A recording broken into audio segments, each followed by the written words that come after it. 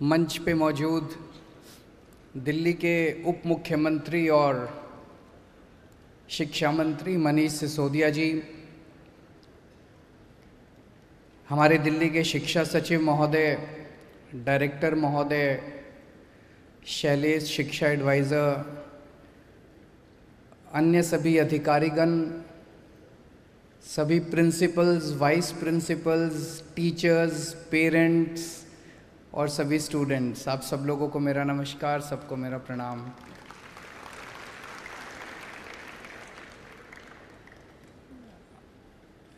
आज बहुत इम्पॉर्टेंट दिन है और बहुत इमोशनल दिन है। अभी एक एक बच्चे की जब हम कहानी सुन रहे थे तो मैं समझता हूँ कि सबकी आंखों में पानी आ रहा था कि ये करिश्मा भी हो सकता है। एक एक बच्चे की कहानी किसी करिश्मा से कम नहीं थी। हमारे 648 बच्चों ने, सरकारी स्कूलों के बच्चों ने, बहुत गरीब परिवार से जो आते हैं, बहुत एडवर्स सर्कमस्टांसेस में जो रहते हैं, 648 बच्चों ने नीट की परीक्षा क्वालिफाई की है। उसमें 199 लड़के हैं और 449 लड़कियां हैं। एक बार सबके लिए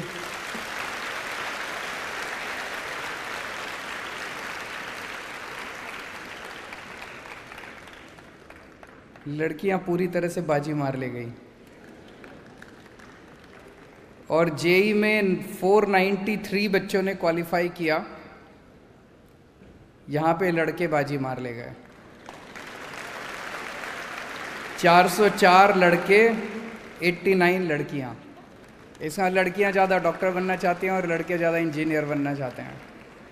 1141 बच्चों ने इस साल दिल्ली सरकार के स्कूलों से 1141 बच्चों ने जेई और नीट क्वालिफाई किया है।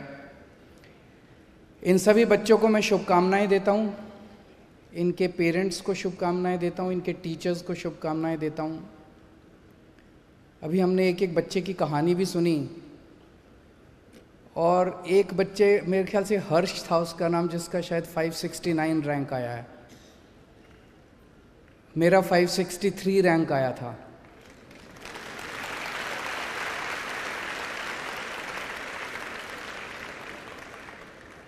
उन्नीस सौ 85 में मैंने आईआईटी के पेपर, जेई के पेपर दिए थे। मेरा 563 रैंक था, इनका 569 रैंक आया है। मेरा एक सपना था, इस देश ने मुझे बहुत कुछ दिया है, मैं बहुत साधारण व्यक्ति हूँ और आज जो कुछ, बैठो बच्चे बैठो, और आज जो कुछ भी हूँ इस देश की वजह से हूँ। इस देश ने मुझे बहुत कुछ दिया। मेरा एक सपना था कि जो शिक्षा मुझे मेरे देश ने दी है, मुझे बहुत अच्छी शिक्षा मिली अपनी ज़िंदगी में, जो शिक्षा मुझे मेरे देश ने दी है, वैसी ही शिक्षा, वैसी ही अच्छी शिक्षा मैं इस देश के हर बच्चे को मुहैया करा पाऊँ, चाहे वो गरीब का बच्चा हो, चाहे अमीर का बच्चा हो।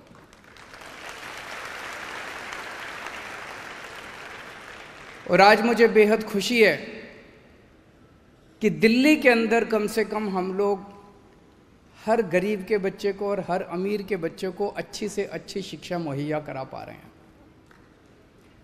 जितने बच्चों ने क्वालिफाई किया है, उन सब बच्चों से भी मेरी विनती है,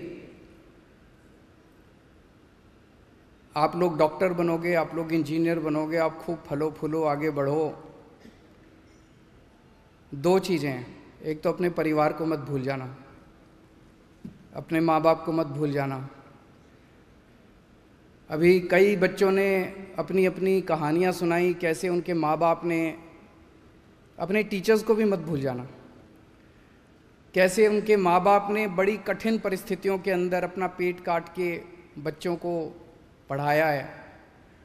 सो जब डॉक्टर बन जाओ, इंजीनियर बन जाओ, माँ बाप का ख्याल रखना, टीचर्स का ख्याल रखना, और सबसे इम्पोर्टेंट देश के लिए कुछ करना। ये जो इतनी अच्छी आपको शिक्षा मिली, इतनी अच्छी जो शिक्षा मिली, सारी शिक्षा आपको फ्री में मिली। कुछ भी फ्री में नहीं आता। इसमें देश का पैसा लगा, लोगों का पैसा लगा, गरीबों का पैसा लगा। इस देश का गरीब से गरीब आदमी भी टैक्स देता है। जब हम दूध पीते हैं उस पर टैक्स लगता है जीएसटी, जब हम दही खाते हैं उस पर टैक्स लगता है, जब हम किताब खरीदते हैं, माचिस खरीदते हैं बाज़ार से, उस पर टैक्स लगता है। सो इस देश का भिखारी भी टैक्स देता है। जैसे वो बाज़ार से कुछ खरीद के लाता है उस पर टैक्स देता है। उसके गरीब से गरीब लोगों के टैक्स के पैसे से आप लोगों को इतनी शानदार शिक्षा मिली है। तो देश को मत भूल जाना जब डॉक्टर इंजीनियर बन जाओ, ये बहुत ज़रूरी है। जितने लोग डॉक्टर बन रहे हैं, आज कसम खा के जाओ कि कम से कम आधे मरीज गरीबों के देखोगे और फ्री में देखोगे।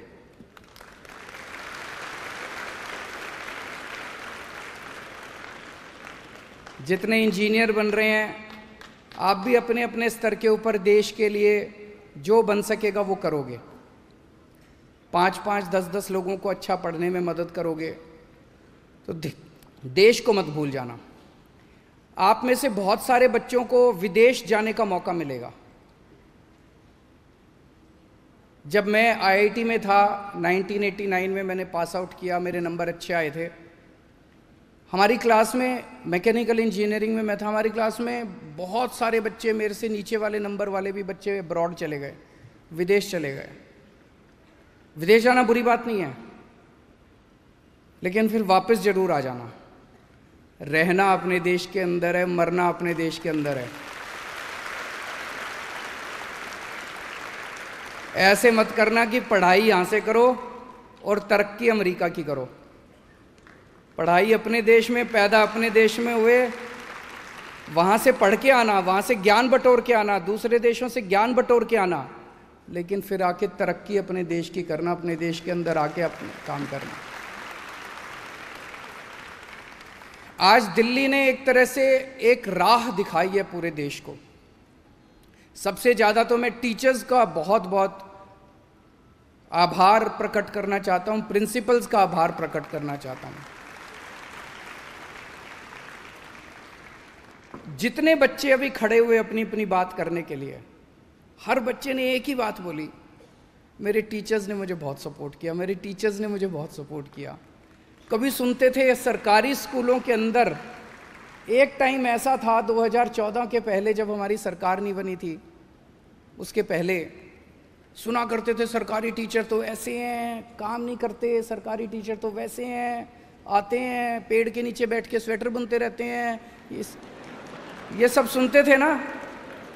वही सरकारी टीचर हैं, वही सरकारी टीचर हैं। हमने कोई बदले थोड़ी हैं। 60,000 सरकारी टीचर है दिल्ली सरकार में, वही टीचर हैं। उनको माहौल अच्छा मिल गया और उन्होंने करिश्मा करके दिखा दिया, क्रांति करके दिखा दी, जिसकी चर्चा आज एक एक बच्चा टीचर्स की तारीफ कर रहा था, एक एक बच्चा कह रहा है। और मैं भी सरकारी स्कूलों में जब भी जाता हूँ, बच्चों से बात करता हूँ, सारे बच्चे एक ही बात बोलते हैं, हमारे टीचर्स ने बड़ा सपोर्ट किया, हमारे टीचर्स ने बड़ा सपोर्ट किया। Salute to the teachers.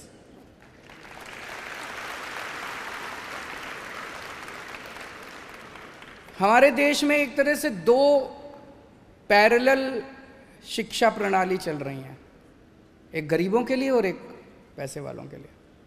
गरीबों के लिए सरकारी स्कूल होते हैं, और पैसे वालों के लिए प्राइवेट स्कूल। जो भी आदमी बेचारा थोड़े से पैसे कमा लेता है, वो चाहता है मैं अपने बच्चों को सरकारी स्कूल से। सरकारी स्कूलों का पूरे देश में, अब दिल्ली में तो काफ़ी सुधार हो गया, पूरे देश के अंदर सरकारी स्कूलों का बेड़ा गर्क है। 18 करोड़ बच्चे अपने देश के सरकारी स्कूलों में पढ़ते हैं। 10 लाख सरकारी स्कूल हैं देश के अंदर।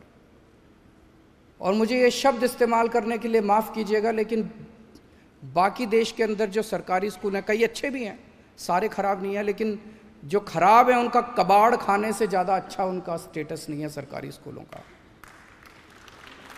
उन्हें ठीक करना है, उन्हें ठीक करना है। गरीबों के 18 करोड़ बच्चों का भविष्य खराब है। 18 करोड़ बच्चे इन सरकारी स्कूलों में पढ़ते हैं।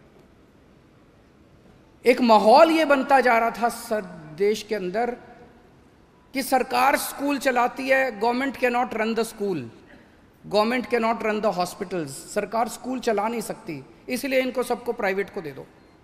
बीच में तो एक माहौल चला था कि CSR में चैरिटेबल बेसिस से 4 स्कूल इस कंपनी को दे दो, 4 स्कूल उस कंपनी को दे दो, 4 स्कूल इस कंपनी को। Education is not a matter of charity, education is a matter of right. एक बच्चे का अधिकार है जो इस देश के अंदर पैदा होता है, उसका अधिकार है कि उसे अच्छी से अच्छी शिक्षा मिलनी चाहिए। किसी के रहमो करम के ऊपर, चैरिटी के ऊपर थोड़ी हमारे बच्चे पढ़ेंगे। और एक माहौल बना दिया गया देश के अंदर कि सरकार स्कूल नहीं चलाती तो स्कूलों को, सरकारी स्कूलों को बंद कर दिया जाए, सरकारी स्कूलों को बंद कर दिया जाए। सरकारी स्कूल अगर बंद हो गए, ये 18 करोड़ बच्चे जो सरकारी स्कूलों में जाते हैं, इनके माँ बाप के पास पैसे नहीं है। अगर सरकारी स्कूलों को हमने बंद कर दिया तो ये 18 करोड़ बच्चे तो अनपढ़ रह जाएंगे। और अगर